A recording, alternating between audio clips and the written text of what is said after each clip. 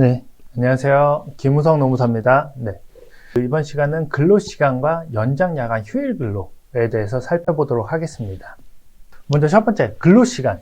근로시간은 크게 두 가지로 구성을 할 수가 있습니다. 해서 그 법정 근로시간과 소정 근로시간으로 이렇게 좀 구분을 할 수가 있는데, 먼저 법정 근로시간은 근로기준법에서 정해진 근로시간 해서 하루 8시간, 일주 40시간, 이런 40시간을 법정 근로시간으로 규정을 하고 있습니다. 이 법정 근로시간은 말 그대로 법에서 정한 근로시간입니다. 그래서 이 법정 근로시간은 그 취지 자체가 하루 8시간 이상 근무를 시키지 말고 일주 40시간 이상, 40시간까지만 근무를 시켜라 라는 취지로서 법정 근로시간에 해당이 된다. 이렇게 좀 말씀을 드릴 수가 있습니다. 예.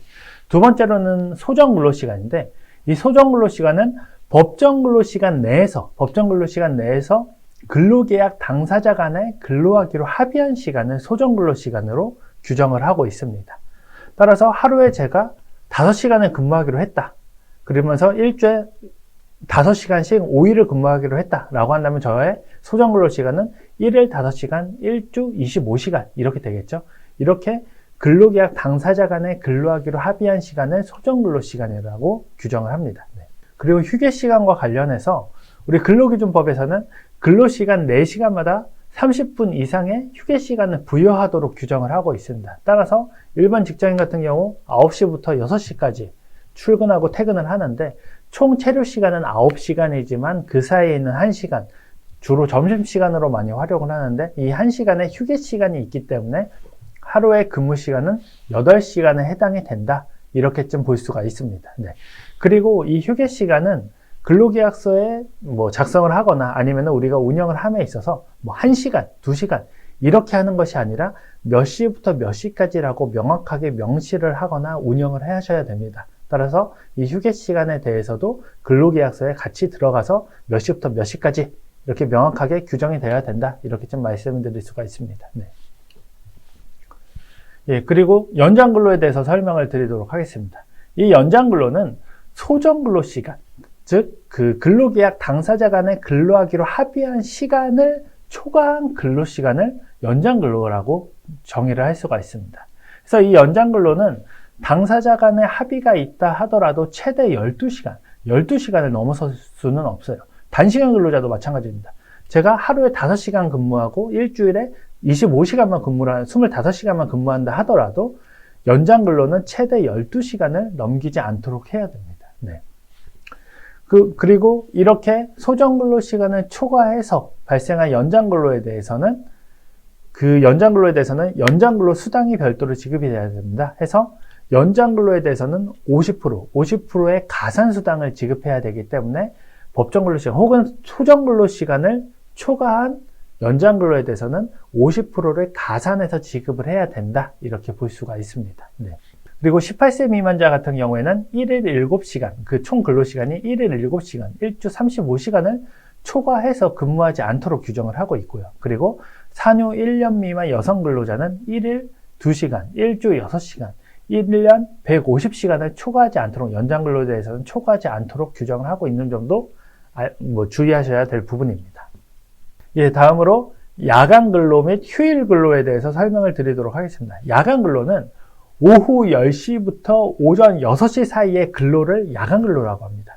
따라서 제가 아침 9시에 출근을 해서 퇴근 시간이 6시임에도 불구하고 계속적으로 아침 9시에 출근을 해서 퇴근 시간이 6시간임에도 불구하고 6시간을 넘어서서 밤 12시까지 근무를 했다라고 하면 저의 근무 시간은 원래는 9시부터 6시까지지만 6시간을 초과한 시간에 대해서는 앞서 설명드린 연장 근로에 해당이 되고요.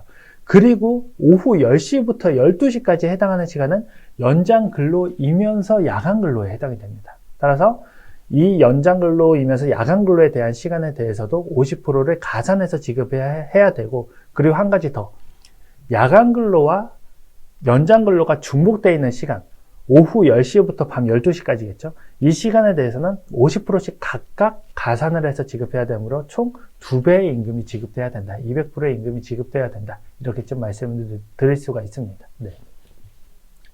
그리고 휴일 근로의 경우에는 그 법정 휴일과 약정 휴일로 구분을 할 수가 있는데, 휴일에 대해서는 뒤에서 좀 자세하게 살펴보도록 하겠습니다.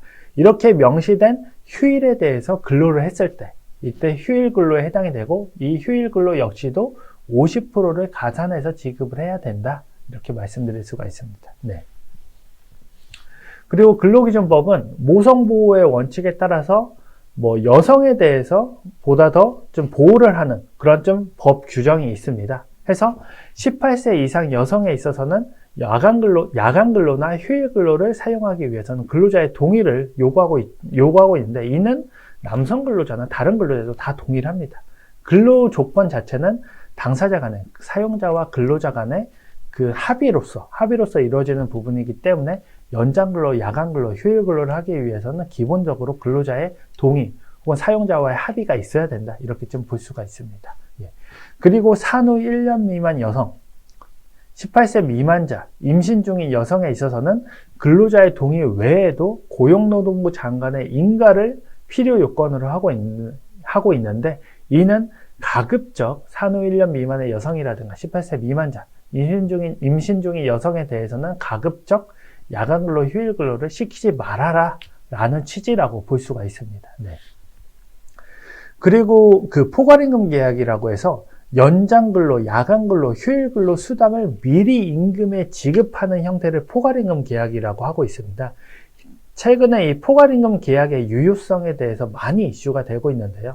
포괄임금 계약이 유효하기 위해서는 월급이 300만 원이다. 이렇게 좀 가정을 한다라고 하면 이 300만 원 안에 어떤 구성 항목이 있고 구성 항목별로 임금이 어느 정도 책정이 되는지에 대해서는 정확한 계산을 통해서 구성이 되어야 된다. 그래야지만 포괄임금 계약이 유효하다고 볼 수 있다. 이렇게 좀 말씀드릴 수가 있습니다.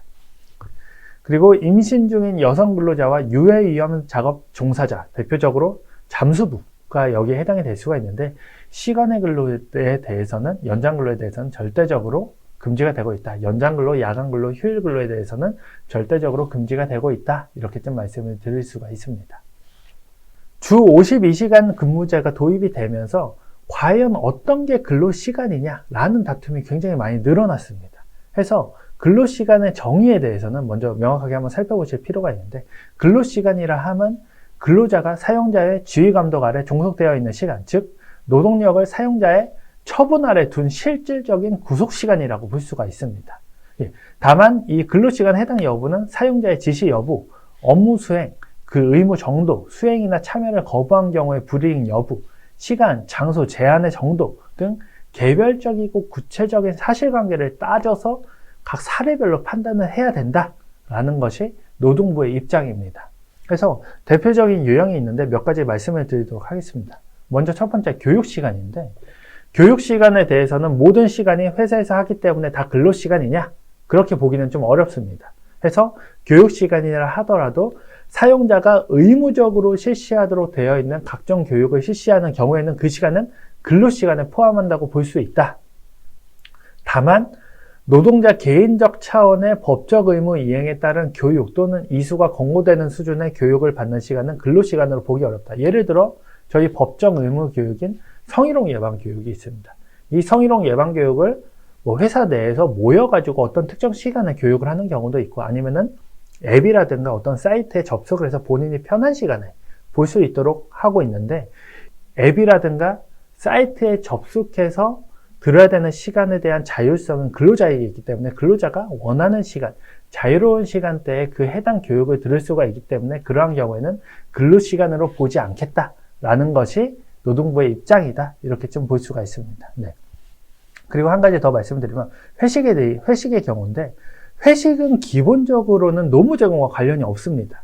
그래서 사업장 내 구성원의 사기 진작, 조직의 결속, 친목 등을 강화하기 위한 차원이기 때문에 이는 근로시간으로 인정하기가 어렵고 그리고 사용자가 참석을 강제하는 언행을 했다 하더라도 그러한 요소만으로 회식을 노무 제공의 일환인 근로시간이다. 이렇게 좀 보기는 어렵다는 것이 노동부의 입장이다. 이렇게 좀 볼 수가 있습니다. 지금까지 근로시간에 대해서 설명드렸고, 다음 시간에 다시 뵙도록 하겠습니다. 감사합니다.